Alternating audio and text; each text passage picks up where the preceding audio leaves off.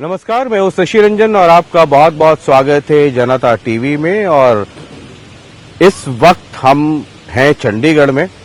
आज हरियाणा का बजट पेश हुआ है और इम्पॉर्टेंट ये है कि बजट तो हर साल पेश होता है, इस साल भी पेश हुआ और मुख्यमंत्री जो खुद ही फाइनेंस मिनिस्टर भी हैं, वित्त विभाग भी है उनके पास, 3 घंटे का बजट भाषण था। अभी आप कहेंगे 3 घंटा, भाई 3 घंटे का बजट भाषण था और बजट पेश करने वाले फाइनेंस मिनिस्टर जो मुख्यमंत्री भी है वो एक गिलास पानी भी नहीं पिए। और उसके बाद घर पे पहुंचने के बाद जब मैं घर पे पहुंचा, पता चला मीडिया से बात करेंगे, तो यहां आके देखा कि यहां पूरा मजमा मेला है और 40-50 चैनल वाले लोग हैं और सबसे 1 to 1 कर रहे हैं। तो मुख्यमंत्री जी बहुत बहुत स्वागत है। आप बहुत मजबूत हैं। नमस्कार। आप मैं सभी को नमस्कार। आपका बजट देख रहा था, जब आप पढ़ रहे थे तो मैं बड़ा गौर से सुन रहा था। कैपिटल एक्सपेंडिचर 98% आपने कहा जी कि 98% कैपिटल एक्सपेंडिचर हुआ है। मैं कई राज्यों को कवर करता हूं, कई जगह बजट देखता हूं। 98% सही में हुआ या आपके भाषण में था? नहीं, देखिए, मैंने ये बात कही है कि पिछले वर्ष का जब मैंने बजट प्रस्तुत किया था वो 2,05,000 करोड़ रुपए का था और 98%, क्योंकि एक एक विषय का एक एक कार्य का हिसाब होता है, ये खाली फिगर के लिए बात नहीं होती, ये विकास की बात होती है। धरातल के ऊपर हमारी सरकार गति से कामों को उतारने का काम कर रही है। आज आप देख रहे हैं, आज हर गांव, शहर, आज हरियाणा का हर व्यक्ति इस बात की चर्चा कर रहा है कि नरेंद्र मोदी जी के नेतृत्व के अंदर इस डबल इंजन सरकार ने वातावरण को बदल दिया है। क्योंकि मैं 98 से काम हुआ, 98% पे इसलिए कह रहा हूं क्योंकि आप अधिकतर महकमों में आप जाएंगे ना तो बजट एलोकेशन हो गया, अनयूटिलाइज्ड फंड की चर्चा हम लोग हमेशा करते हैं कि सरकार ने इतने पैसे का प्रोविजन किया, आ भी गया ग्रांट और वो अनयूटिलाइज्ड रहा और वापस चला गया। और वैसी स्थिति में एक फाइनेंस मिनिस्टर जो मुख्यमंत्री भी हैं वो कह रहे हैं कि 98% हमने कैपिटल एक्सपेंडिचर कर दिया, खर्च किया है। और मैं आपको बताना चाहता हूं, इसको लेकर के मैं निरंतर विभाग से बैठकें भी करता रहता हूं, उसके ऊपर मेरी नजर भी रहती है और जब नजर रहती है तो काम भी गति से होता है और उसके ऊपर हम बड़ी गति से काम कर रहे हैं। 10% आपका इजाफा हुआ है इस बार। आपने जो बजट, जो प्रस्तावित बजट है, 10% का इजाफा है। तो और उसमें मैंने ये भी देखा कि 5% से 20-22% जो बजटरी एलोकेशन है डिपार्टमेंट वाइज, उसमें बढ़ोतरी है। मेरा सवाल ये है कि जब आप बजट बना रहे थे और काफी मीटिंग्स हुई हैं आपके पूरे हरियाणा में, अलग अलग जगह अलग अलग लोगों से ऑनलाइन भी मंगवाया, तो प्राइम फोकस क्या रहा? नहीं, देखिए, अलग अलग विषय जो लोगों की तरफ से सुझाव आए, क्योंकि जब व्यक्ति, कोई स्टेक होल्डर्स, कोई वर्ग अगर सुझाव देता है, उस वर्ग के लिए वो सुझाव महत्वपूर्ण होता है। अगर वो सुझाव पूर्ण हो जाए तो उसके लिए वो महत्वपूर्ण है। ये बजट शशि रंजन जी, मैं आपको बताना चाहूंगा, आप भी जानते हैं, आप लंबे समय से बहुत सीनियर आप कोर्स्पोंडेंट हैं, आपको पूरा इस बात के बारे में मालूम है। 2014 से पहले जब कांग्रेस की सरकार होती थी, लोग इस बात की चर्चा करते थे कि ये बजट तो सरकार का बजट है। ये पहली बार आज हरियाणा प्रदेश के लोग बोल रहे हैं कि ये सरकार का बजट नहीं, ये जनता का बजट है जो उनके विकास के ऊपर खर्च होगा। क्योंकि अलग अलग जो स्टेक होल्डर से हमने चर्चा, उनसे सुझाव लिए हैं, उन सुझावों को इसके अंदर हमने शामिल किया है। और मैंने AI चैट बॉट भी बनाया, हरियाणा प्रदेश के लोगों को कहा कि आप इसके ऊपर अपने सुझाव दीजिए। मैंने ईमेल के माध्यम से भी उनसे सुझाव आमंत्रित किए। जब उन्होंने मुझे सुझाव भेजे तो हमने उन सुझावों को इसमें शामिल किया है और इसी आधार के ऊपर लोग बोलते हैं कि बजट सरकार का नहीं, ये जनता का बजट है। आपने देखा, मैंने देखा कि लाडो योजना जो सरकार की बहुत महत्वाकांक्षी योजना है और मुझे चुनाव का वो वक्त भी याद है जब आप लोग कैंपेन में इसका जिक्र बहुत करते थे। इस बार आपने इजाफा किया है और सरकार ने ये भी घोषणा किया है कि जो लिमिट है वो 1 लाख से 1,80,000 कर देंगे। तो जो मेरा अपना अनुमान है कि चूंकि उसमें संख्या दायरा बढ़ गया तो ज्यादा लोग होंगे, तो उसका बजट में भी प्रोविजन किया आपने?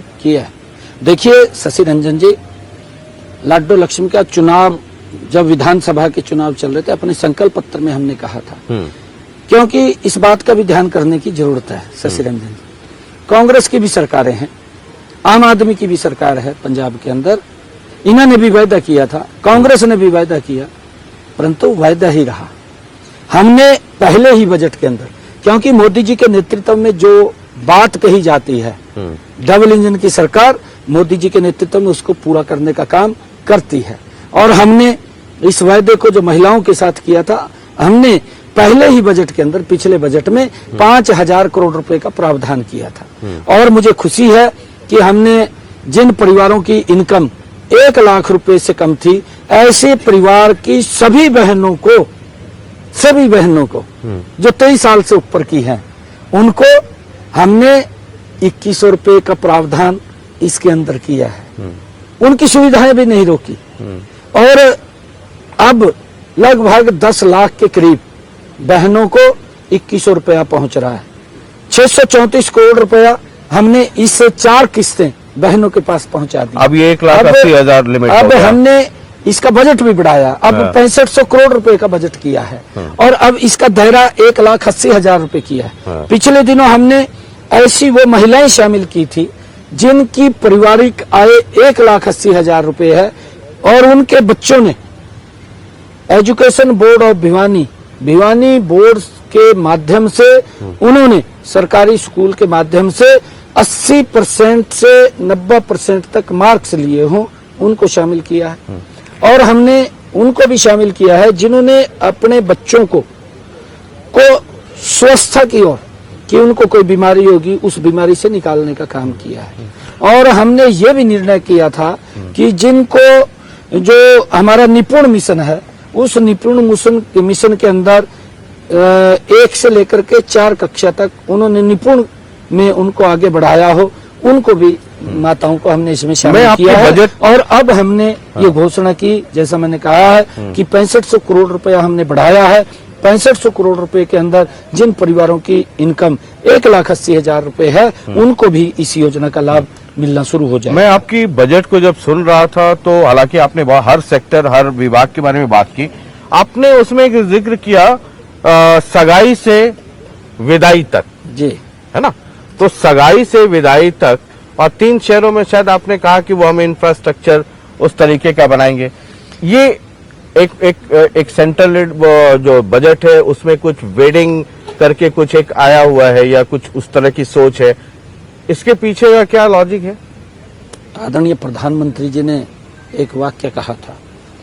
उन्होंने कहा था कि हमारे लोग शादी के लिए, मैरिज के लिए विदेशों में जाते हैं, हमें अपने देश में ऐसे डेस्टिनेशन खड़े करने चाहिए। प्रधानमंत्री जी के उस वाक्य को हमने अपने बजट के अंदर लिया है, और हमने निर्णय किया है कि हरियाणा के अंदर 3 वेडिंग डेस्टिनेशन खड़े करेंगे, पिंजौर, खरखौद और मानेसर, ताकि उनके अंदर वो सारी सुविधाएं उपलब्ध होंगी जिसका मैंने जिक्र किया है कि सगाई से लेकर के विदाई तक की सारी सुविधाएं वहां पर मिलेंगी, किसी को कोई दिक्कत परेशानी नहीं रहेगी। और इस 3 डेस्टिनेशन के अंदर लोग हमारे देश के मैरिज करने के लिए इन स्थानों के ऊपर आए, और बाहर के लोग भी यहाँ आए। ये आपने कहा ना कि दिक्कत परेशानी ना हो, मैरिज डेस्टिनेशन बना रहे हैं, लेकिन अब आप बजट पेश करने गए तो जब आप साइन कर रहे थे, मैंने कहा भाई हरियाणा वाले सीएम हाउस में कोई पंजाब का आदमी साइन कैसे कर रहा है? देखा पगड़ी है, अब आप इधर पगड़ी पहनते हैं, बीपी उधर पंजाब में बढ़ जाता है। राजा वेडिंग कह रहे हैं कि ये पगड़ी वगड़ी पहनने से कुछ नहीं होगा, यहाँ कुछ मिलेगा नहीं और हरियाणा भी हाथ से चला जाएगा। तो ये मतलब पगड़ी पहन करके आजकल जो आपकी मोहब्बत है पंजाब के साथ, पंजाब हरियाणा भाई भाई ही है, तो पगड़ी तो इधर आप पहनते हैं, बीपी उधर बढ़ता है। नहीं शशि जी, मैंने कई बार कहा है कि पगड़ी आज नहीं, मैं पहले भी पहनता रहा। पगड़ी मैं समय समय के ऊपर पहले भी पहनता रहा हूँ, क्योंकि ये पगड़ी, ये गुरुओं ने हमें सम्मान दिया है। और आज का जो बजट मैंने प्रस्तुत किया है, उस बजट में भी मैंने गुरु नानक देव जी ने जो शिक्षा हमें दी है, जो उनकी वाणी थी, उस वाणी को भी शामिल किया है।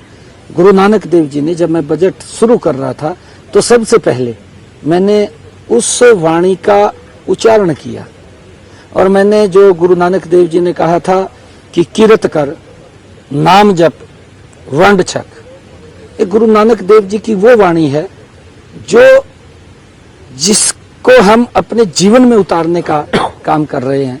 और हमने उस जो मार्ग गुरुओं ने हमें दिखाया है, उस गुरु के ऊपर आगे उस रास्ते के ऊपर हम चलने का काम कर रहे हैं। हमारी सरकार निरंतर, परंतु जो लोग इस पगड़ी को लेकर के भी राजनीति की बातें कर रहे हैं, ये राजनीति तो नहीं को जाए। भाई पंजाब कांग्रेस के लोग कह रहे हैं कि, मैं कांग्रेस के लोगों को कहना चाहता हूँ, कह रहे हैं कि नहीं इधर कुछ मिलेगा, जो है वो भी चला जाएगा। मैं यही बात कह रहा हूँ। मैं पंजाब के कांग्रेस के लोगों को एक गल कहना चाहना है, ਉਹਦੇ ਵਿੱਚ ਲੋਕਾਂ ਦੇ ਨਾਲ ਕੀਤੇ ਸੀ ਉਹ ਵਾਅਦੇ तो ਤੁਸੀਂ पूरे ਕੀਤੇ नहीं।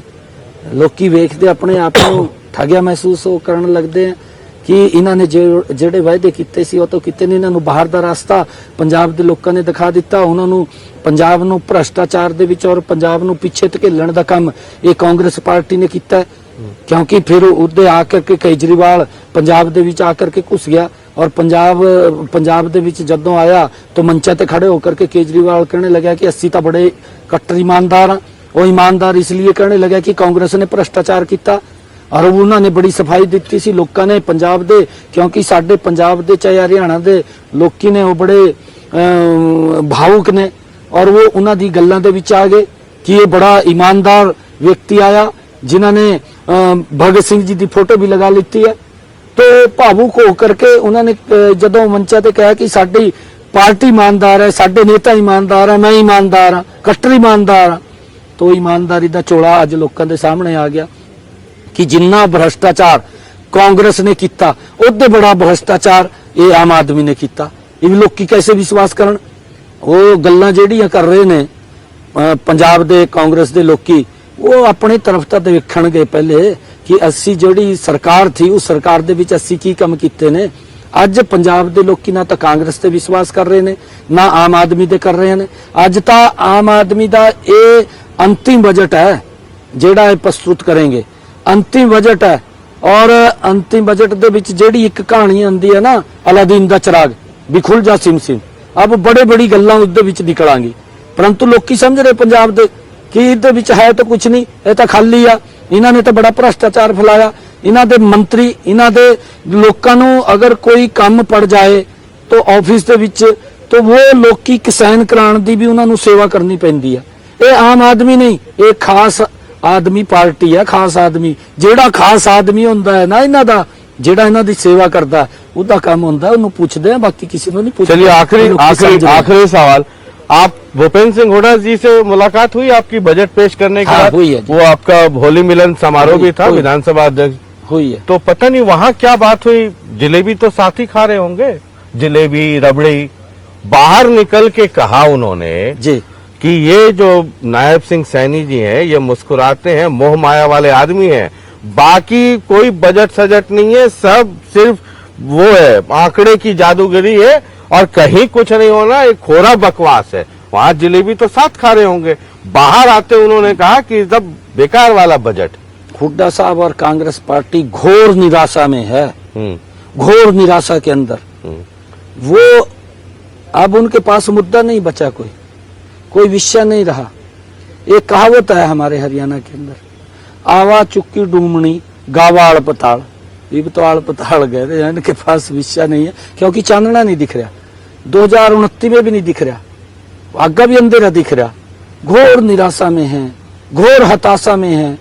अब इनके पास मुद्दा नहीं बचा कोई। चलिए, समय देने के लिए मुझे पता है आपकी बहुत व्यस्तताएं हैं और उसके बाद भी आपने मुझे समय दिया, जनता टीवी को समय दिया, आपका बहुत बहुत शुक्रिया, बहुत बहुत शुक्रिया। तो मुख्यमंत्री जी थे, मैं आदत से लाचार हूँ, 5 मिनट करते ज्यादा समय ले लेता हूँ।